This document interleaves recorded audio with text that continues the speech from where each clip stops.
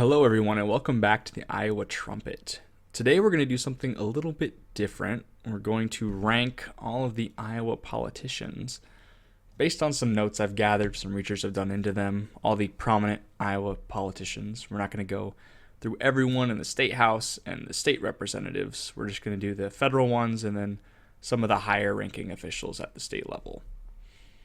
So first and foremost, let's start with Iowa's most famous politician, Charles or Chuck Grassley, as he's better known. He's 91 years old. He's served for 49 years and 305 days. He's pretty old. Pretty old for Congress, and for half a century, he's been living off of my taxpayer dollars and your taxpayer dollars. He did vote for the $1.5 trillion omnibus bill under Biden. He did vote for the infrastructure bill under Biden. He voted for the big, beautiful bill under Trump, which also raised the debt ceiling. Had some Doge cuts, some tax cuts, and some Medicaid cuts, but overall a decent bill. I mean, we can't get too nitpicky. We don't have any Pauls or Masseys in our federal representatives, so we'll just stick with what he's voting on. He is pro-Ukraine, wants to send money and weapons over to Ukraine. He's also very pro-life, very pro-gun, anti-Affordable Care Act. He also introduced the Israeli Anti-Boycott Act, which was never signed into law. But if it were to be signed into law, essentially it would strip your freedom of expression and choosing who or where you want to do business. It would make it a crime to boycott the state of Israel. Obviously, you can boycott anywhere else you want: Bolivia, Angola, Madagascar, China, Russia. Just can't boycott Israel. Why? AIPAC funding and Israeli influence. But I believe you as an American should have the right to boycott anyone you want. We're going to put him in C tier. He's 91 and just does not want to let go on his grip of power. So, C tier. Next, we have Ashley Hinson. She's a representative. She's doing pretty well. She did vote for the $1.5 trillion omnibus bill, but she did vote against the Inflation Reduction Act. She's voted no to the assault weapons ban, voted no to a bipartisan Safer Communities Act, which is essentially gun control with fancy lettering and language. She voted no to the infrastructure bill, and she voted yes for the big, beautiful bill and to defund NPR. Obviously, like I said with Grassley, she's not the most fiscally conservative because she's voted to increase the debt ceiling and our deficit. But like I said, we don't have Massey, we don't have Paul, so we're going to put her in A tier based on everything else. Next, we have Brenna Bird. She's the state attorney general. When she got the job, filled the position, voted in, she immediately paused funding for emergency contraceptives for rape victims, which is awesome. It's not that I don't have a heart for those who were raped. I just feel that everyone has a shot to the right for life, whether it be through rape or incest. And she also sued the Biden administration several times, trying to block what they were doing. So we'll put her in the B tier. Next, we have Chris Collier. She's the lieutenant governor. There's not a lot to say that I disagree with her policy-wise. I just think as a politician, she has a lot of baggage. There are some ethics violations, which she wasn't, guilty of or found guilty of, but she does have a lot of baggage. There's some questionable NRA funding when she was on the superintendent of a school board. There's just some iffy things. I think as a politician going forward, especially with Kim Reynolds not pursuing re-election, she hasn't announced that she'll run for, Chris Collier hasn't announced that she'll fill that spot, but I think we can find better politicians to fill any vacancies, maybe ones that don't have some baggage to their names. Next, we have Joni Ernst, the other senator from Iowa. Joni Ernst is a little bit better than Grassley. She's younger, which is nice. She did vote for the $1.5 trillion omnibus bill. She's anti-Affordable Care Act. She's very adamant on getting rid of the IRS. She's made that position well known. She's also looked into privatizing parts of Social Security, which is a terrible program, terrible waste of money. It's not going to go away anytime soon, but she's at least talking about privatizing it, which is a third rail. You don't talk about Social Security because the older people prefer to keep it, and they don't want to talk about any changes to that failing program. She wants to eliminate the Department of Education. She's very pro-Doge. She voted for the big, beautiful bill, pro-life. And she's pro-Israel, wants to send money and funding and all that to Israel. She's pro-Ukraine. She's pretty pro-gun. And I think overall she's a pretty decent pick. She's a step up on Grassley just because she's younger and she's not 91 years old trying to hold on to this power. I mean, Grassley's 91, guys. I mean, I think we can do better. Let's get some younger people in there. Anyway, enough with Grassley and enough with Ernst. Kim Reynolds, the current Iowa governor, she announced that she will not be pursuing re-election, but her terms as governor, I think were fairly well. During the COVID-19 pandemic, she still finally caved into the mask mandates and whatnot, but she was very outspoken against them. She only came around to it later into the pandemic. She didn't shut down the entire state. She didn't, like our governor up north, Tim Walz, she didn't send the local sheriff and police officers around with paintball guns to shoot people that were defying lockdown. So overall, pretty good with COVID-19. She's working on, her and the legislature are working on property tax reform. They lowered the state income tax. She signed several pro-gun bills into law. We have the constitutional carry. We also, 18-year-olds can now carry and buy handguns. And she also passed the fetal heartbeat bill. So we have one of the strictest abortion laws in the country. A tier for sure. Marionette Miller Meeks is our third representative on the list. She wins elections by the skin of her teeth, which is nice. She keeps that Republican majority in the House alive and well. She won one election by 7 votes, guys. 7 votes. That's like one family. One big Catholic family turned the election in that district. She did vote for the $1.5 trillion omnibus bill, like it seems every politician on this list has. She voted no to the assault weapons ban, no to the Safer Communities Act, which again is just gun control with fancy language. She voted no to the Inflation Reduction Act, and she voted no to the infrastructure bill. She voted yes for the big, beautiful bill. She voted yes to defund NPR.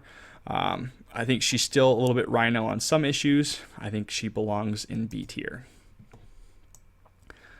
Next, we have Mike Naig, probably a name you've seen before somewhere in your consciousness. I bet his name is popping out to you.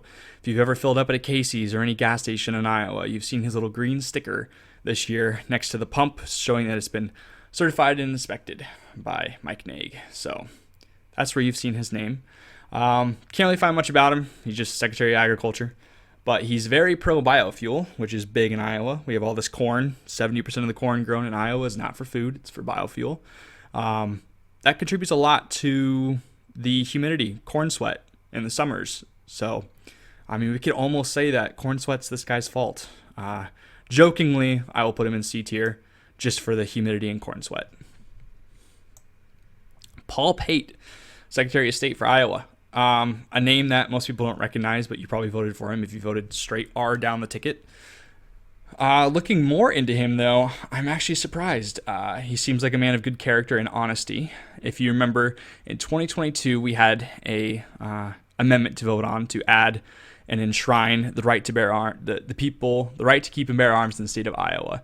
We wanted to add that to our state constitution to make it harder for any future Democratic governor or Democratic legislature to change bills or pass new legislation to criminalize gun ownership in one way or another. So, Second Amendment activists lobbied to change the state constitution, and the 2022 vote was actually the second time around. They did that the years prior. However, Paul Pate did not file everything correctly, and that amendment change did not actually happen. He issued a video apology, citing that it was his fault, his office's fault. They dropped the ball on it, and the amendment did not change the Constitution. However, he owned up to the mistake, and he promised that he would work with the firearms activists and the state legislature to get it back on the ballot again in 2022, and they did, and he filed everything correctly that time, and it passed. So, S tier. When do you hear of a politician taking ownership of a mistake and then working to fix it and actually fix it? S tier. Honest guy. Next, we have Randy Feenstra. He's our current rep for Iowa as well. He is also running for the governor of Iowa to fill Kim Reynolds' vacancy. S tier, if he became governor, I think he'd be the best choice right now. Let's talk about him as a representative, though. He voted no to the Inflation Reduction Act, no to the assault weapons ban, no to the Safer Communities Act. He did vote for the $1.5 trillion omnibus bill. Again, we already talked about that. No to the infrastructure bill.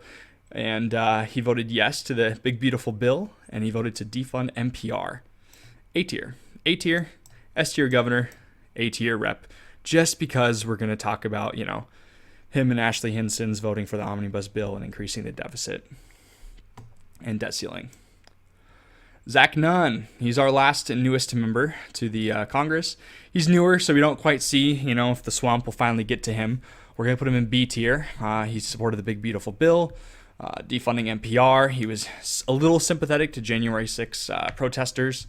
I think that's good marks in his book. We'll see how he continues to pan out. He's only 2 years in, so let's see what happens. Rob Sand, the only Democrat on our list, the only Democrat holding statewide public office. He's our auditor, if you don't know. So he's responsible for finding taxpayers' fraud, waste, and abuse, and he does a very, very good job at it. I think there's no denying. For instance, he found $27.6 million that was sent to the wrong place by our judicial system. I don't know how you send $27.6 million to the wrong place, but they did, and he found it. He's butted heads with Kim Reynolds a few times. He's called into question some of her spending with COVID relief funds. I don't know all the particulars on that, but they need to be spent correctly and ethically. And he's been, it's nice to have someone to check and balance things. As an auditor, A tier. He does a great job at auditing.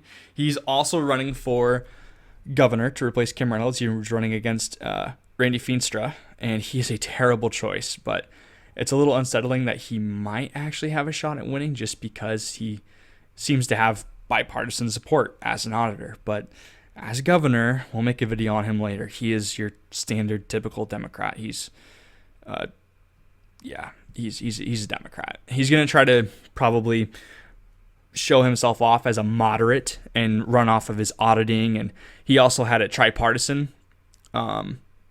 team in his office. So he had a Republican, a Democrat, and an independent, which is kind of cool, at the state level. But he's going to try to show that he's a moderate. But he is funded. His wife donated $3 million to his campaign. His parents are rich. They're funding his campaign. And yeah, terrible. D tier as governor, but A tier for auditor. Don't be too harsh on me for that. Last, we have Roby Smith. He's our treasurer. He's just responsible for the pension, state pension plans, the everyday monetary business of the state. Can't find much about him. B tier, though. He doesn't have any scandals, any ethics violations that, were investigated, potential ethic violations that were investigated. She, again, was not charged with anything, so she's fine. But she had what some people would say, sketchy interactions or ethical quandaries, and he hasn't had any. Seems pretty good. The state has money. The state has a balanced budget. Kim Reynolds also, I forgot to mention, she has like an A+ rating for managing the state's finances. We're a very financially sound state. But that is my final tier list, I think, for all the Iowa politicians. Obviously, we'll try to talk a little bit more about Rob Sand and Randy Feenstra when the election comes a little closer. And if you have any difference of opinions, which I'm sure you will, let me know in the comments. And but again, remember, it's my opinion, so I'm 100% right on my opinion. Anyway, thank you all.